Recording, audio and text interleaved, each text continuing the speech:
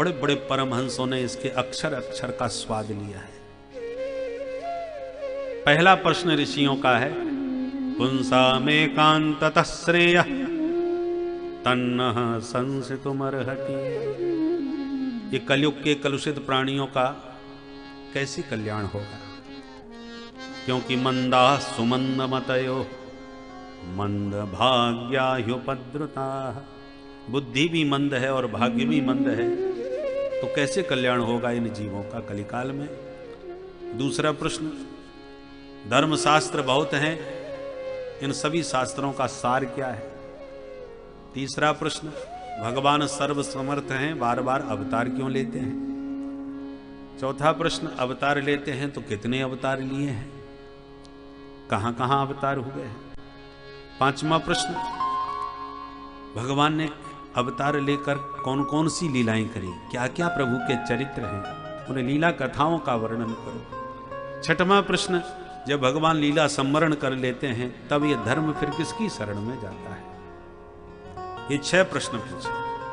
किम श्रेयः शास्त्र सारः कः स्वावतार प्रयोजनम किम कर्म केवताराश्च धर्मः कम शरणं गतः।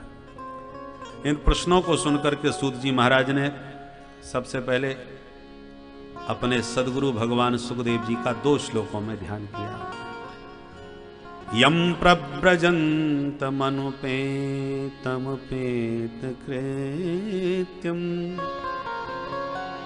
द्वैपायनो विरह कातर आजुहाव पुत्रेति तन्मयतया तरभूभिने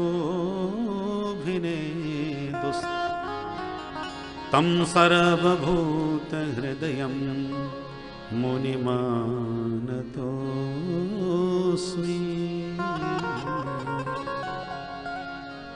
यस्वानुभावमखिलश्रुतिसारमेकम् अध्यात्मदीपमतितितीर्षितान्तमो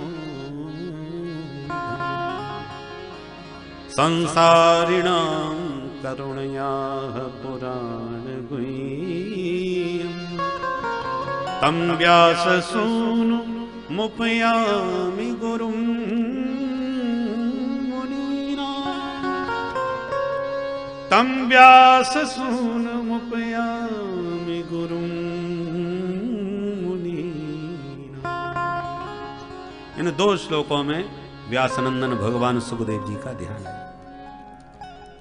यम प्रव्रजंतम अनुपेतम अपेत कृत्यम। जो सुखदेव जी महाराज जन्म लेते ही परिव्राजक हो गए, सन्यासी हो गए।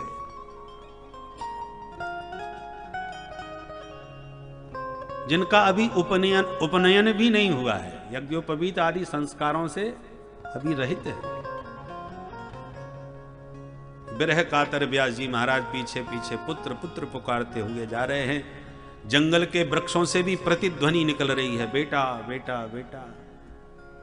ऐसे सर्वभूत हृदय सुखदेव जी के चरणों में बारंबार प्रणाम, जिन सुखदेव जी ने समस्त श्रुतियों का सार सर्वस्व निकाल करके श्रीमद् भागवत के रूप में ऐसा अध्यात्म का दीपक प्रकाशित किया, जिस अध्यात्म दीप के प्रकाश में घनघोर अज्ञान के अंधकार से भटकते हुए प्राणियों को एक दिशा प्राप्त हो गई, एक मार्ग प्राप्त कराया।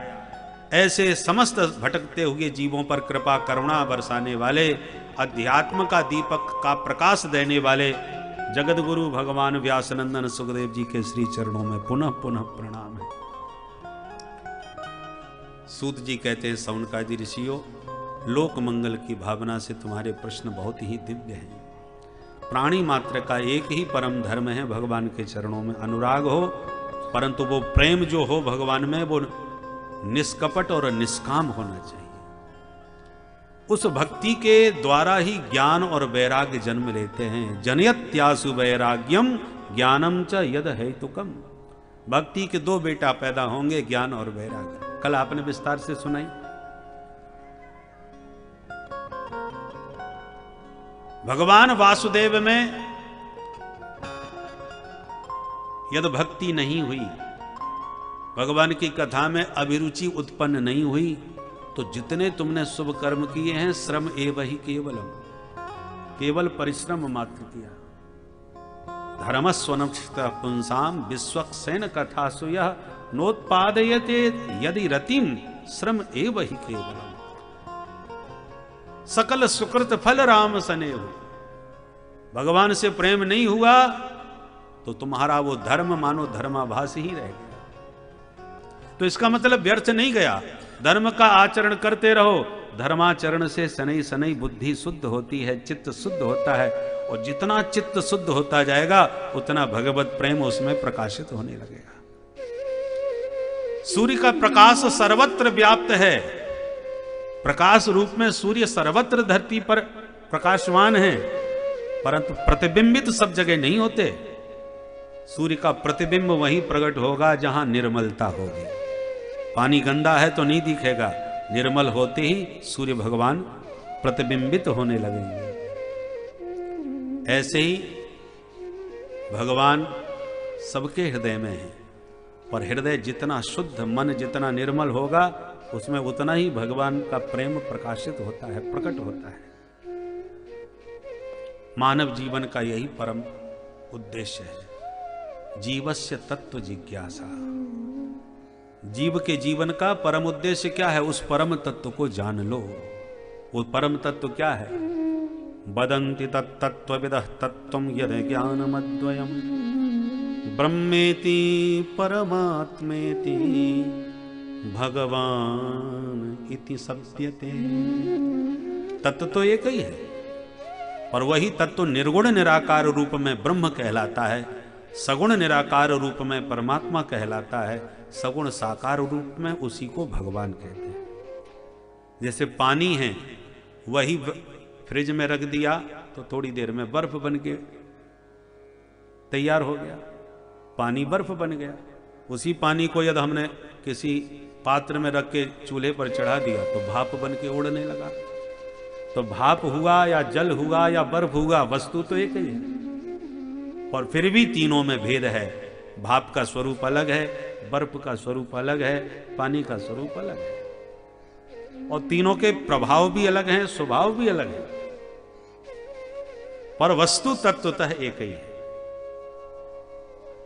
आपको जुकाम खांसी हो गई, डॉक्टर ने कहा थोड़ा गर्म भाप ले लो, और गर्म भाप की व्यवस्था नहीं बन सकी तो आपने बर्फ ले ली, तो लेने के देने पड़ जाएंगे। वो आप खूब तर्क देते रहो कि अरे वस्तु तो एक ही है, एक ही तो है, परंतु नुकसान कर गई। इसलिए भक्तों को जो अपने छैल छबीले प्रभु की झांकी में आनंद आता है, वो निर्गुण ब्रह्म में नहीं आएगा। निर्गुण ब्रह्म का उपदेश देने पहुंच गए उद्धव जी, गोपियों ने फैल कर दिया। निर्गुण कौन देश को बासी, अखियां हरि दर्शन की प्यासी। तो जिसको हरि दर्शन की प्यास हो, और जिन नयनों ने उस रूप माधुरी का आस्वादन किया हो, वो ब्रह्म से कैसे संतुष्ट हो जाएगा। इसलिए एकम सद विप्रा बहुधा वदंती अनेक रूप रूपाय विष्णवे प्रभु विष्णवे। भगवान ने हमारी रुचि को ही ध्यान में रख करके अनेक रूप प्रकट किए हैं। तुमको जिसमें रुचि बने भाई स्वाद लो। उसी आटे के पराठे भी बने हैं, पूड़ी भी बनी है, और रोटी भी बनी है। जिसको जिसमें स्वाद आवे प्रेम से पाओ। हमारे यहां तो 56 भोग की परंपरा है, जो चाहे सो पाओ। जबरदस्ती पेट भरने की जरूरत नहीं है, स्वाद लेकर के प्रसाद पाओ। अब जिनके यहां दाल रोटी के अलावा कुछ है ही नहीं, उनको तो फिर पेट भरना ही भरना है। उनकी दाल रोटी पर किसी ने उंगली उठा दी तो गर्दनी कटवा देते हैं कि बताओ हमारे आराध्य पर तुमने उंगली कैसे उठा दी। इस निंदा के दोष में चाहे जिसको लपेट करके वो दंड देंगे, क्योंकि उनके पास कोई विकल्प नहीं है, एक ही है।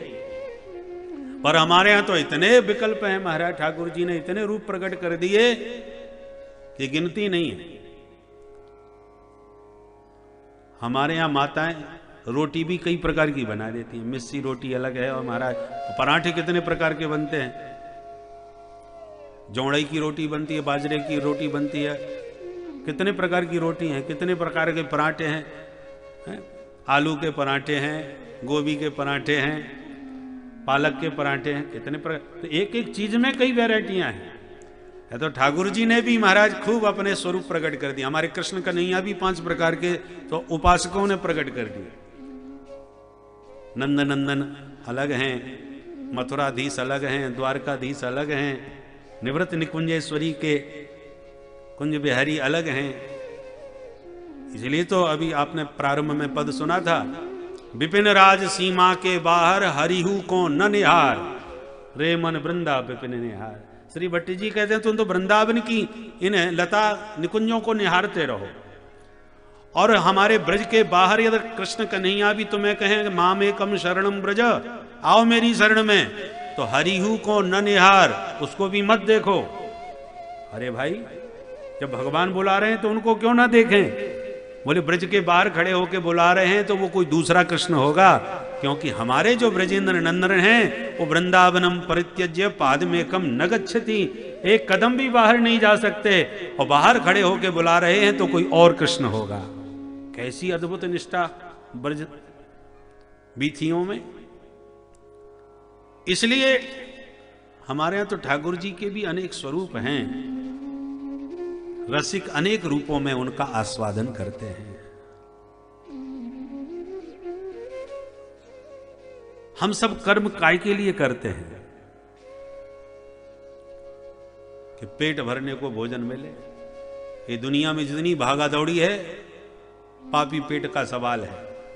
एक ही जवाब लोग क्या करें महाराज, करेंगे नहीं तो खाएंगे क्या? तो आहारार्थम कर्म कुर्यात मनुष्य, प्रत्येक मनुष्य पेट भरने के लिए कर्म कर रहा है। प्रश्न उठता है पेट क्यों भरा जाए? बोले आहारम कुर्यात प्राण संधारणार्थम, खाएंगे नहीं तो प्राण कैसे बचेंगे? प्राणों की रक्षा के लिए भोजन अनिवार्य है, इसलिए खाना पड़ता है। तो प्राणों की रक्षा क्यों कर रहे हो? बोले प्राणा संधारया तत्व जिज्ञासनार्थम, प्राणों की रक्षा इसलिए करो क्योंकि तुम्हें प्राणों की रक्षा होगी, शरीर रहेगा तो तत्व की जिज्ञासा जीवन में जाग जाए। केवल खाने के लिए नहीं जी रहे, तत्व को जानने की जिज्ञासा जीवन में आवे तो भोजन करना और मनुष्य जीवन धारण करना सार्थक होगा। जीवस्य तत्व जिज्ञासा। अब प्रश्न उठता है तत्व जिज्ञासा क्यों? तत्व को जानने से क्या होगा? बोले तत्वम जिज्ञासम येन भूयो न जन्म, यदि उस तत्व को तुमने वास्तविक रूप से जान लिया तो जन्म मरण की ये अनादि जो परंपरा चल रही है, इस परंपरा से, इस जन्म मरण रूपी व्याधि से आप सर्वदा के लिए विमुक्त हो जाओगे। माया के इस प्रपंच से, जाल से छुटकारा पा जाओगे, क्योंकि ऋते ज्ञानान न मुक्ति, उस तत्व को जाने बिना इस माया से मुक्ति मिलने वाली नहीं है।